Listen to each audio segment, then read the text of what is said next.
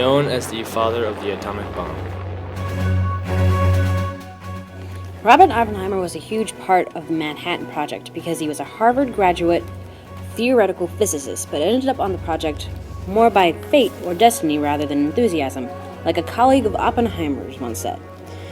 Same thing with most others on the project, such as Kitty Oppenheimer, his wife, also known as Catherine, Albert Einstein, Alfred Nair, Cullen Paul, Crawford Greenewalt, and Cullen Black. The implosion method is a method that ignited the first nuclear bomb in World War II, inspired by Seth Niedermeyer. Robert Oppenheimer doubted the feasibility of the implosion method, but Oppenheimer told Niedermeyer to go through with it and figure out a way to get a test bomb. Soon to find out, they only had time and money to make one bomb, so they went with the implosion method over the gun method. To get this bomb to blow, they needed to have a huge amount of plutonium-239 in the center of the bomb. Around the plutonium is wired explosives that detonated to explode inward and make a nuclear bomb go boom. Robert Oppenheimer proposed the gun method in September 1943 when they made the Little Boy, which held the first prototype of the gun method. The gun method was made to shoot one piece of uranium isotope into the same uranium piece of isotope that is Cepheid-shaped.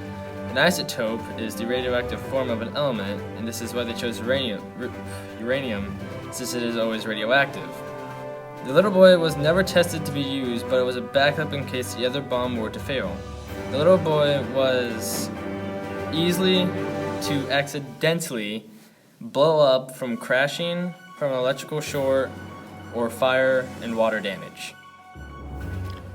Robert Oppenheimer and 4 other alchemists were asked to state how they felt when it came to choosing between a military invasion of Japan and a nuclear attack on a military target.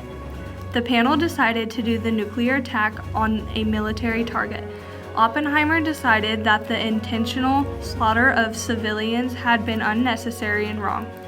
In the early 1950s, Oppenheimer had easily made enemies. His opposition to the H-bomb built rage in both scientists and Air Force commanders. With Oppenheimer's previous communist views, in 1953, anti-communists convinced President Dwight D. Eisenhower to take away his security clearance.